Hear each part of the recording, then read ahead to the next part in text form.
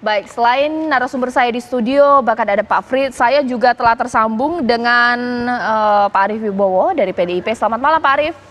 Selamat malam, Mbak. Ya, Pak Arief, bisa kemudian disampaikan kepada pemirsa dan saya dan seluruh narasumber di sini. Bagaimana?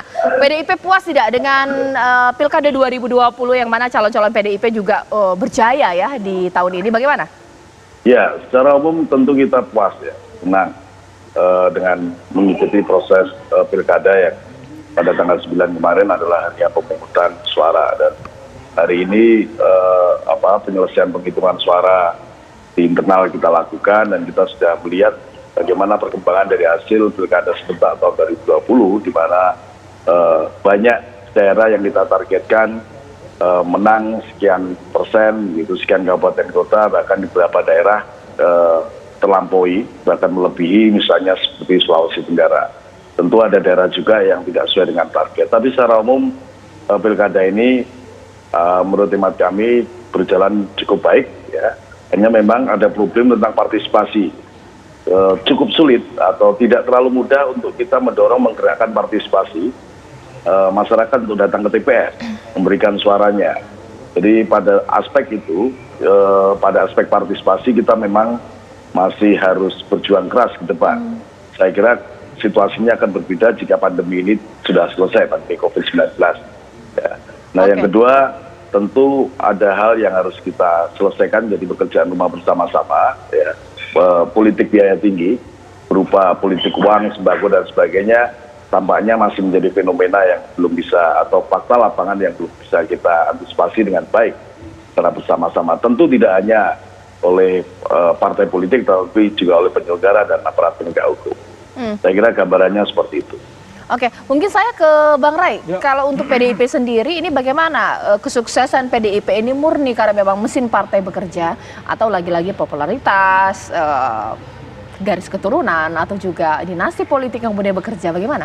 Itu bisa semuanya akumulasi ya. Tentu sudah satu segi ada soal manajemen mungkin yang bagus ya.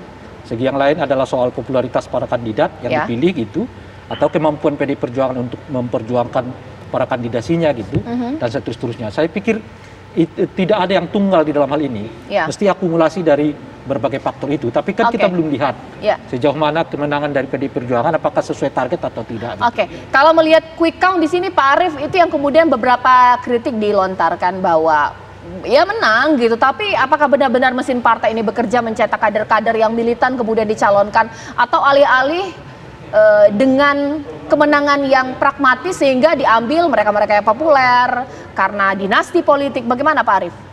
Ya, kalau dari hasil pilkada ini kita memiliki sebenarnya target hampir sekitar 60% ya minimal, dan dari elaborasi lapangan, hasil survei dan seterusnya, kemungkinan kita akan mencapai kemenangan di angka 67% dari seluruh kabupaten kota yang menyelenggarakan pilkada serentak di seluruh Indonesia. Nah, memang belum bisa kita pastikan seberapa jauh atau seberapa besar kemenangan kita, tetapi nampaknya kecenderungannya kalau pada angka 60% dari total kabupaten kota yang menyelenggarakan pilkada bisa kita pastikan ya. Nah, kemudian dari target itu 75% diantaranya atau dalam jumlah kurang lebih baik sebagai calon kepala daerah maupun calon wakil kepala daerah yang menang dari kader kita sendiri tidak kurang dari 145 personil, 145 kader. Memang ada sebagian yang bukan kader, tetapi kemudian karena pilkada, kemudian ada proses komunikasi politik yang intensif, akhirnya menjadi anggota partai. Jadi yang kader lama jumlahnya cukup signifikan untuk partai kami, gitu. Dan harapannya memang memetik kebesaran kemenangan yang cukup besar, meskipun ada beberapa daerah yang secara jujur kami akui kita masih belum berhasil ya untuk memenangkan pilkada. Baik, Mas Ilham, sebenarnya saya tidak mau nanya ini, tapi mungkin ada beberapa pertanyaan di masyarakat yang harus saya tanyakan untuk bentuk penegasan dari KPU sendiri bahwa pilkada kali ini memang dilaksanakan ketika dua kekerabatan dari presiden kemudian mencalonkan di dua wilayah. Itu pasti ditanyakan. Ini KPU kemudian ada beban tersendiri untuk wilayah tertentu, akan transparan, akan baik melaksanakan seperti apa?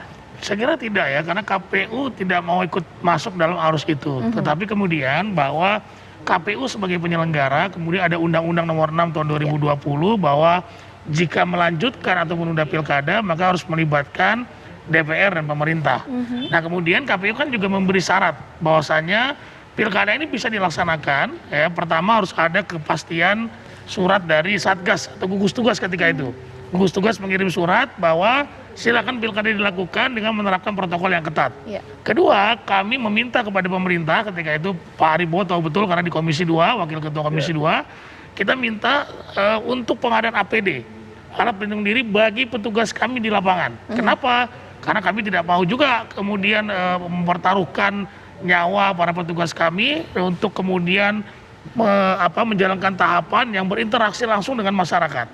Dan alhamdulillah kemarin disetujui oleh pemerintah, ada keluar 3, sekian triliun, kami siapkan APD dan alhamdulillah sampai saat ini masih berjalan dengan baik. Baik, Pak Frits, tadi kan dikatakan Pak Ari bahwa ya ada beberapa lah yang kemudian sedikit membuat ya kecewa partai politik, mulai pakai politik uang atau money politik, atau mungkin yang kita dengar kabarnya mulai ada pembagian seperti sembako. Apalagi kondisi pandemi ini kemudian berdalih bantuan COVID, tapi ternyata untuk kemenangan paslon tertentu. Bagaimana ini sanksinya diberikan, Pak Frits?